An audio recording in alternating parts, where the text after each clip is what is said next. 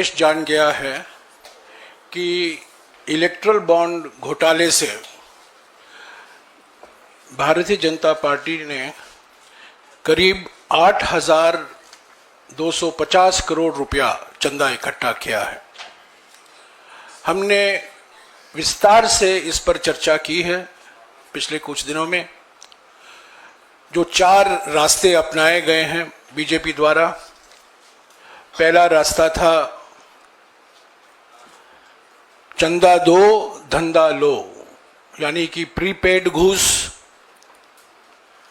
दूसरा रास्ता था ठेका लो चंदा दो, यानी कि पोस्ट पेड घूस। तीसरा रास्ता था हफ्ता वसूली, यानी कि ईडी, सीबीआई और इनकम टैक्स की धमकी दो और कंपनियों से चंदा लो।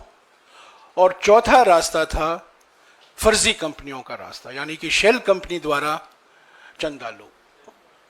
ये इलेक्ट्रल बॉन्ड घोटाला सुप्रीम कोर्ट ने कहा है ये संविधान के खिलाफ है, ये गैर संवैधानिक है। आज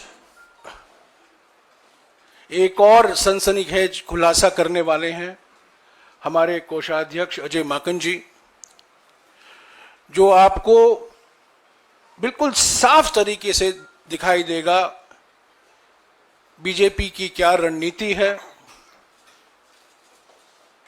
2024 के चुनाव के संदर्भ में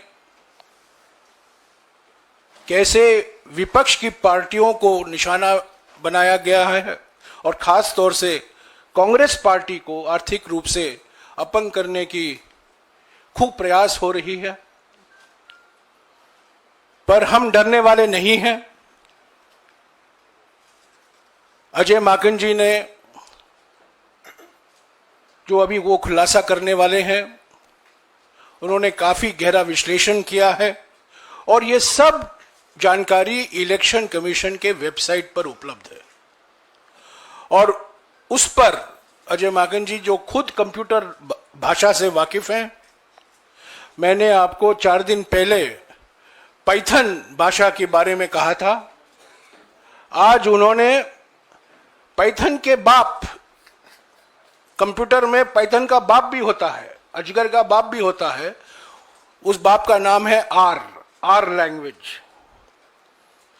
इस आर कंप्यूटर भाषा को जो हम रिलीज कर रहे हैं, इलेक्शन कमीशन की वेबसाइट पर जो बीजेपी की अकाउंट की जानकारी है, उसका विश्लेषण हमारे कोषाध्यक्ष जी ने किया है। मैं अभी अजय माकन जी से गुजारिश करूंगा कि विस्तार से आपको ये सनसनीखेज खुलासे के बारे में आपको पूरी जानकारी दें। Ajay Maken ji, can I just say in English 1 minute? As most of you know, the electoral bond scam, through the electoral bond scam, the BJP collected over 8,200 crores as donation. There were different routes. There was a prepaid bribe route, there was a post-paid bribe route, there was a post-raid group, Chanda Dhanda, raid, paid, and there was a shell company route. Today, our treasurer Ajay Makan ji has analyzed the data that has available on the ECI website that has been filed by the BJP. He's used a high-level programming language called R, and he will now disclose some sensational details of the accounts of the BJP, which shows the complete hypocrisy of the BJP, which is engaged in tax terrorism. ये कर आतंकवाद है और कुछ नहीं है। और ये कर आतंकवाद का शब्द पहली बार बीजेपी के नेता अरुण जेटली ने पार्लियामेंट में इस्तेमाल किया था। और ये कर आतंकवाद के हमले जो हो रहे हैं, जो टैक्स टेररिज्म अटैक हो रहा है कांग्रेस पार्टी पर, उसका जवाब बीजेपी की भाषा में ही आज हमारे कोषाध्यक्ष देंगे। अजय माकन जी। धन्यवाद जयराम जी। साथियों, आप सब लोगों का बहुत बहुत स्वागत है। आज की ये प्रेस वार्ता हम लोग मुख्यतः दो भागों में इसको बांटेंगे। सबसे पहले तो किस तरीके से लेवल प्लेइंग फील्ड भाजपा की सरकार ने नहीं रहने दिया अपने ऑपोजिशन पॉलिटिकल पार्टी से, और कैसे बीजेपी को फेवर किया जा रहा है और इनकम टैक्स की उन्हीं धाराओं का इस्तेमाल करके कांग्रेस को पिनलाइज किया जा रहा है और बीजेपी की तरफ आंख बंद किया जा रहा है। सबसे पहले तो इस बात को की जानकारी हम आपके सामने रखेंगे। दूसरा भाग हमारी प्रेस कॉन्फ्रेंस के अंदर होगा कि किस प्रकार से कांग्रेस पार्टी को, प्रिंसिपल ऑपोजिशन पार्टी को तंग करके कांग्रेस पार्टी को आर्थिक तौर के ऊपर कांग्रेस पार्टी को एकदम से पंगु करा जा रहा है, अपंग किया जा रहा है आर्थिक तौर के ऊपर। ये हमारी दूसरी प्रेस कॉन्फ्रेंस का दूसरा भाग होगा। सबसे पहले साथियों मैं आपको बताना चाहूंगा, ये मेरे हाथ में रिप्रेजेंटेशन ऑफ पीपल्स एक्ट है और रिप्रेजेंटेशन ऑफ पीपल्स एक्ट में सेक्शन 29C ये हर पॉलिटिकल पार्टी के ट्रेजरर को बताता है कि हर पॉलिटिकल पार्टी को किस फॉर्मेट के अंदर जो डोनेशंस उसको आई हैं वो डोनेशंस को इलेक्शन कमीशन को और इनकम टैक्स को देना होता है, सेक्शन 29C। और जो एग्जेम्पशन मिलती है इसका सेक्शन 29C का सबसेक्शन 4 ये कहता है कि where the treasurer of any political party or any other person authorized by the political party in this behalf fails to submit a report under subsection 3, then notwithstanding anything contained in the Income Tax Act, such political party shall not be entitled to any tax relief under this act. तो कोई भी exemption लेने के लिए इस जो prescribe format इसके अंदर है उस प्रिस्क्राइब फॉर्मेट में अगर कोई भी वायलेशन होती है, जो ट्रेजरर अगर उसको करता है तो उसको एग्जेम्पशन उसकी विड्रॉ हो जाती है। और इसके अंदर जो सेक्शन 29C के अंदर जो परफॉर्मा है, ये परफॉर्मा फॉर्म नंबर 24A है। ये दोनों की दोनों चीजें 29C और परफॉर्मा जो फॉर्म 24A है, ये हमने बैकग्राउंड नोट सर्कुलेट किया है, आप लोगों के फोन में अभी तक के आ गया होगा, उसमें दोनों की दोनों चीजें हैं। तो आप लोग अगर इस पे भी ध्यान देंगे तो वो आपको मिल जाएगा, उसमें कोई आपको चिंता करने की बात नहीं है। इसके अंदर जो मुख्य बहुत बेसिक चीजें मांगी गई हैं कि कोई पॉलिटिकल पार्टी बताए कि किससे उसको डोनेशन, नाम बताए कि किसने उसको डोनेशन दिया और उसका एड्रेस बताए कि किसने उसका डोनेशन दिया, और अमाउंट बताए कितना डोनेशन दिया, और ये बताए कि चेक में दिया, आरटीजीएस में दिया, और 20,000 से ऊपर जिन लोगों ने डोनेशन दिया है उसका इसमें जिक्र करना होता है। और जो वो इनकम टैक्स डिपार्टमेंट को और इलेक्शन कमीशन को जो पॉलिटिकल पार्टी देती है, वो पॉलिटिकल पार्टी जो देती है इलेक्शन कमीशन उसको अपने वेबसाइट पे डालती है।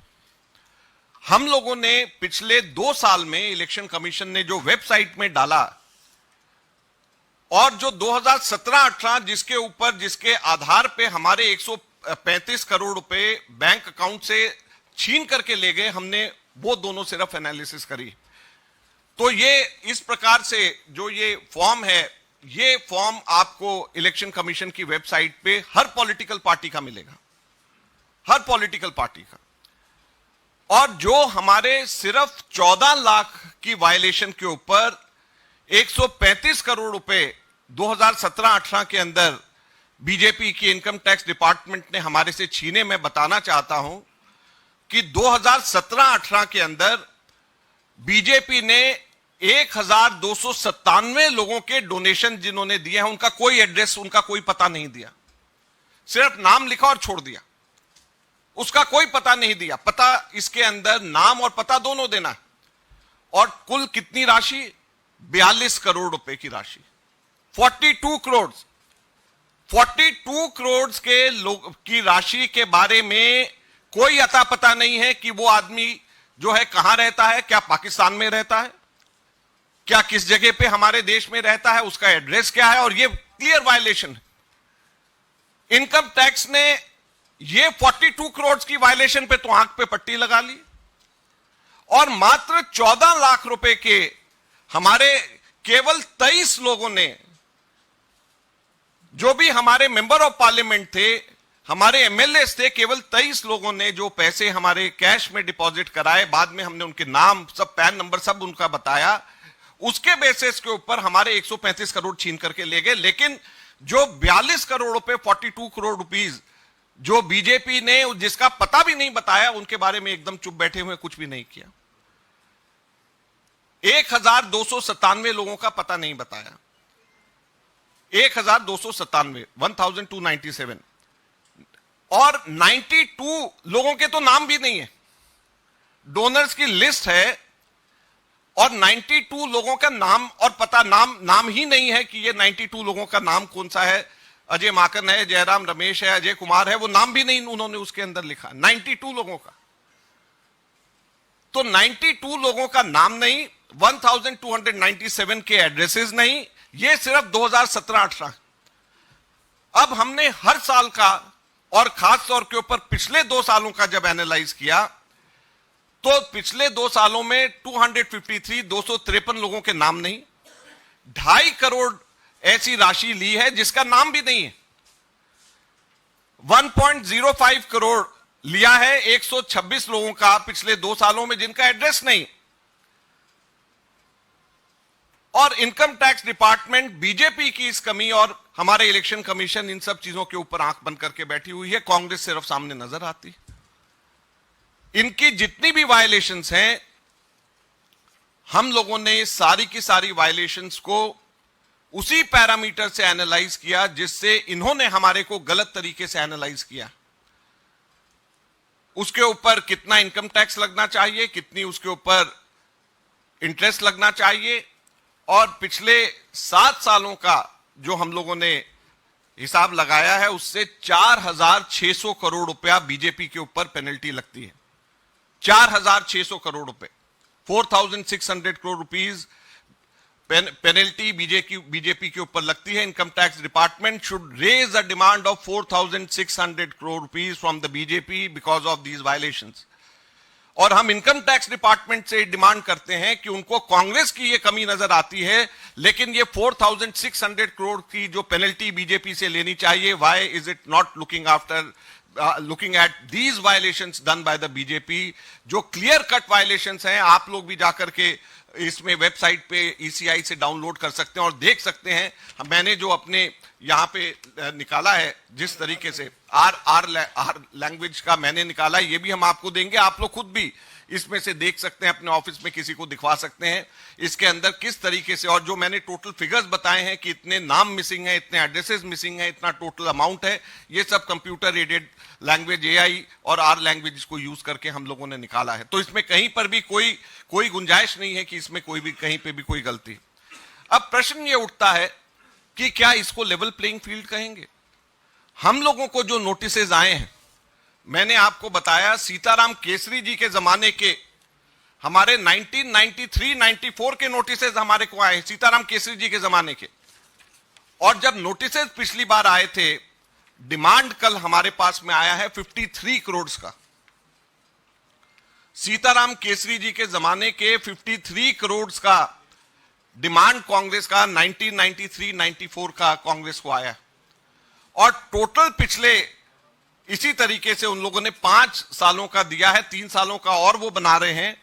टोटल 1823 करोड़ की डिमांड कांग्रेस पार्टी से करी गई है। 1823 करोड़ का डिमांड इनकम टैक्स ने कांग्रेस पार्टी से किया है।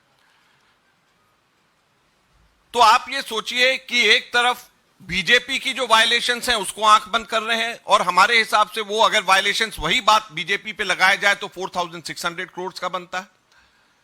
और कांग्रेस को गलत तरीके से फंसा करके, कांग्रेस को गलत तरीके से सीताराम केसरी जी के जमाने के एक चीज टाइम बार होती है, और ये 1993-94 की डिमांड 53.9 करोड़ मिलाकर के 1823 करोड़ का इन्होंने जो लगाया है, ये कहां की लेवल प्लेइंग फील्ड है और कहां का ये डेमोक्रेसी हमारे देश के अंदर हमारी बच गई। हमारे यहां पर जो डिमांड रेज करी गई है वो इस बेसिस पे करी गई है कि 5 साल पहले कुछ डायरीज जो हैं चलानी डायरीज के नाम से रिकवर हुई थी। उन डायरीज के अंदर कुछ एंट्रीज हैं जिसके बेसिस के ऊपर कांग्रेस पार्टी के ऊपर ये सारी डिमांड रेज करी गई। अब हम सिंपली ये पूछना चाहते हैं, एक बड़ी सिंपल सी चीज पूछना चाहते हैं कि चलानी डायरी के बेसिस के ऊपर इनकम टैक्स डिपार्टमेंट जाग जाता है, लेकिन जैन डायरी में जिसमें अडवाणी जी, और उस वक्त अडवाणी जी बीजेपी के नंबर 1 नेता हुआ करते थे, उसके बेसिस पे बीजेपी के ऊपर क्यों नहीं टैक्स मांगा जाता है, इनकम टैक्स? येडुरप्पा डायरी के बेसिस के ऊपर, डीके शिवकुमार की डायरी के बेसिस के ऊपर टैक्स मांगा जा सकता है कांग्रेस से, लेकिन येडुरप्पा डायरी के ऊपर जो बीजेपी के लीडर्स को जो पैसे दिए गए हैं उसके ऊपर इनकम टैक्स आंख बंद कर लेता है। बंगारू लक्ष्मण कन्विक्टेड हुए, पैसे लेते हुए बीजेपी के अध्यक्ष देखे गए, उसके ऊपर कभी भी इनकम टैक्स डिपार्टमेंट नहीं जागती है। जब वो पीछे के केसेस खोल रही हैं तो बंगारू लक्ष्मण के टाइम के ऊपर क्यों नहीं खोले गए? येडुरप्पा डायरीज के ऊपर क्यों नहीं खोले गए? क्यों केवल और केवल कांग्रेस पार्टी के समय के ऊपर उनको ये डायरीज ध्यान में आ रही है? सहारा बिरला डायरी उनको ध्यान नहीं आ रही, जिसमें मोदी जी के खुद का नाम है। तो सहारा बिरला डायरी जिसमें मोदी जी का खुद का नाम, उसको नजरअंदाज। जैन डायरी जिसमें अडवाणी जी का खुद का नाम, उसको नजरअंदाज। येडुरप्पा डायरी जिसके अंदर तमाम बीजेपी के नेताओं को पैसे दिए हुए हैं, उसको नजरअंदाज। तो केवल और केवल कांग्रेस पार्टी को तंग करने के लिए, कांग्रेस पार्टी के ऊपर इस बात को उठाने के लिए क्यों यह किया जा रहा है? तीसरा जो सबसे मुख्य प्रश्न इस बात पे हम लोग उठाना चाहते हैं, टाइमिंग पे।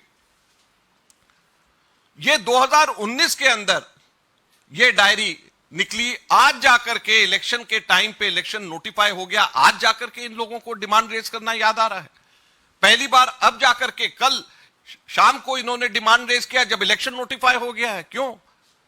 क्या इससे पहले 5 साल कभी भी ये लोग डिमांड रेज नहीं कर सकते थे? अब क्यों डिमांड रेज कर रहे हैं? तो ये सारी की सारी बातें बड़ी स्पष्ट ये बताती हैं कि कैसे इनकम टैक्स आंख बंद करके एक तरफा बीजेपी की कमियां उनको नजर नहीं आ रही, उनके 4600 की पेनल्टी उनकी नजर नहीं आ रही जो एकदम साफ स्पष्ट नजर आता है, उनके 42 करोड़ की वायलेशन नजर नहीं आ रही, हमारी 14 लाख की वायलेशन के ऊपर 135 करोड़ रुपया हमारे से ले लिया, हमारे 23 लोगों ने, हमारे जो है एमपीज और एमएलएज ने जमा कराए, कैश जमा कराए, उसके ऊपर हमारे 135 करोड़ रुपए लगा दिए, उनके 1290 से भी ज्यादा लोगों ने, उनके पता नहीं, उनका नाम नहीं, उसके ऊपर उनको कोई कहीं पे भी नजर नहीं आता।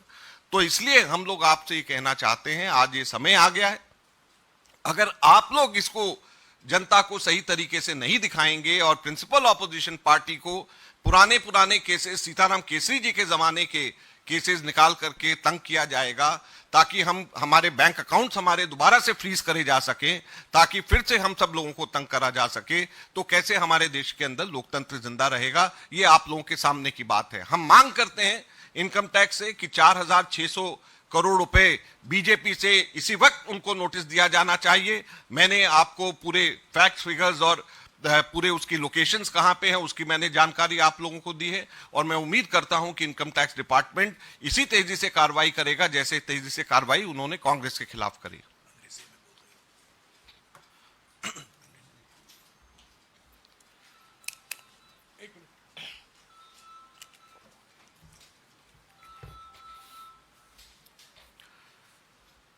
Friends, primarily we are taking up two important issues today. The first one being the income tax department being soft towards the BJP. BJP has violated the Income Tax and Representation of People's Act, but still the Income Tax Department is penalizing the Congress party. I have with me Representation of People's Act, in which section 29C clearly mandates the treasurer of any national recognized political party to submit to the election commission in a performa, in a proper format, the details of donations received in the last financial year. And in such format, the two most important and basic things which any political party has to make it open is the name of the donor and the address of the donor. And we have analyzed last 7 years of accounts submitted by the BJP, particularly 2017-18 and last 2 years. about which we are going to tell you about which today. In 2017-18, total donations without any address was 42 crores for the BJP. And for the same year, 2017-18, Congress was penalized just for 14 lakh rupees, which 23 of our leaders, they had given in cash, donated to the Congress party in cash. And Congress party was penalized to the tune of 135 crore rupees. Our accounts worth 210 crores were marked as lien just because of this 14 lakh rupees. Whereas Income Tax Department didn't do anything for 42 crores of donation taken without any addresses, without any names. 4.5 lakh rupees was taken by 92 people in 2017-18. So now what we are saying is that there should be a level playing field. We are asking the Income Tax Department, we have calculated 4,600 crore rupees should be taken from the BJP because of these violations. 4,600 crore rupees we have calculated on the same basis as the Income Tax Department has calculated for the Congress party.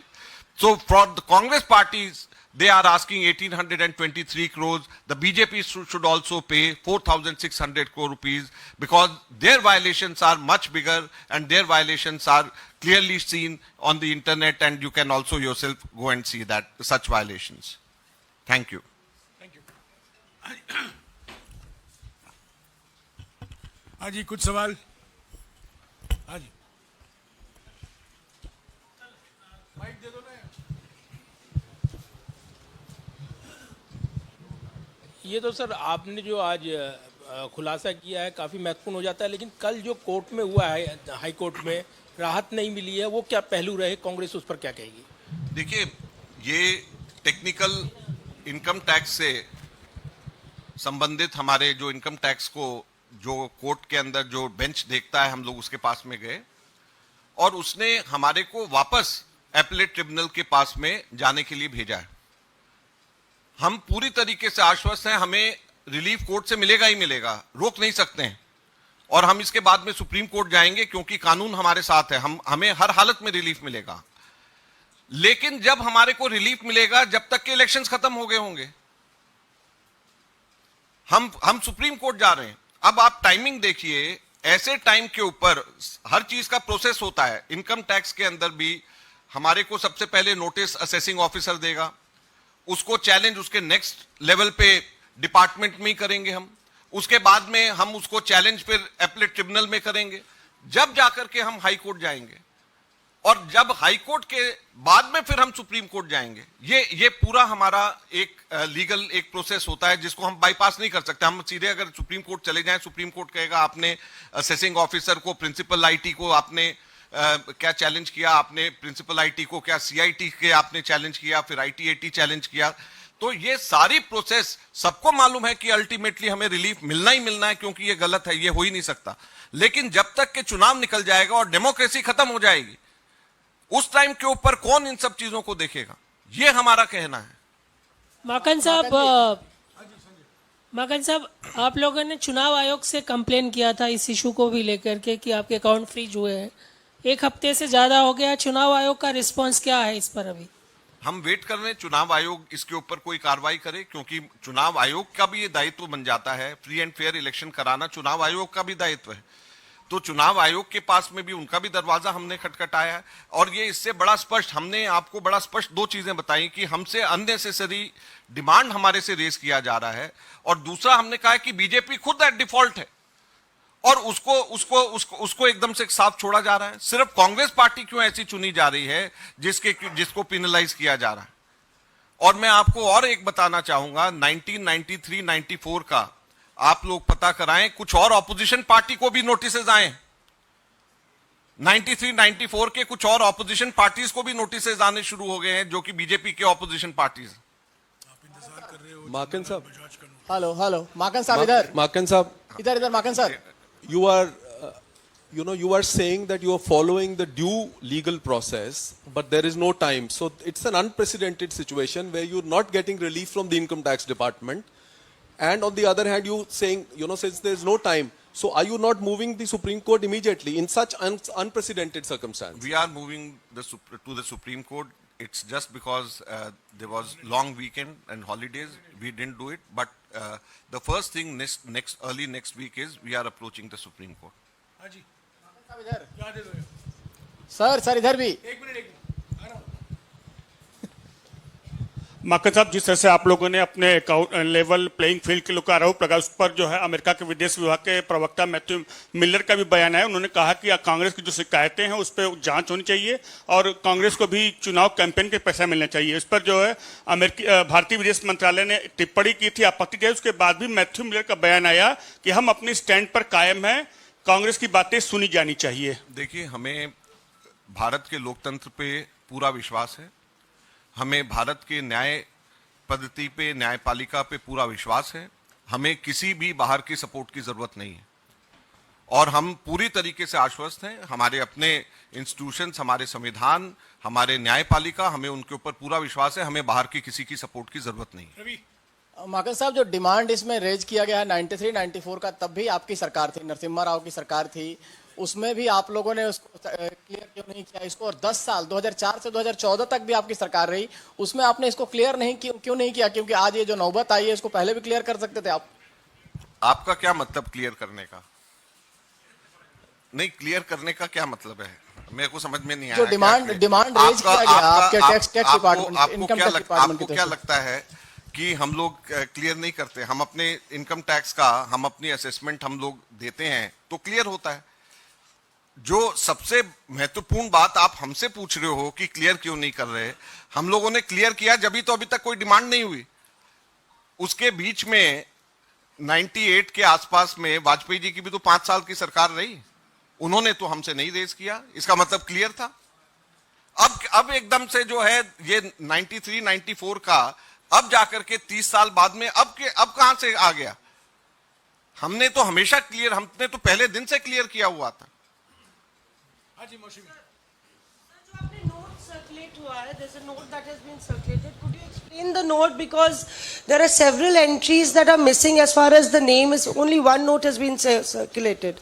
22-23 contribution in excess of 20,000. And there are entries missing in 5 lakh, 2 lakh, 8 lakh rupees for the BJP. अच्छा. So could you explain why this particular note has been circulated? Why this note is circulated? You've asked a good question, because this is just one page out of 400, more than 400 pages note. This is, I have sent you a prototype of what is submitted to the Election Commission. And this is the first page of 2022-23. And in the first page you can see this note I have circulated, because the first page itself clearly indicates how big this anomaly is. Because at many places you won't find the name and the address itself.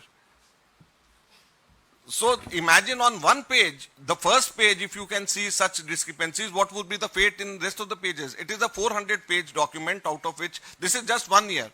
So we have analyzed 3 years, the details of which I have given, I have compiled and given. This is one page which I have circulated. That is in all three in total would be around 9. But for all 8 years, it would not be less than 2,500 pages.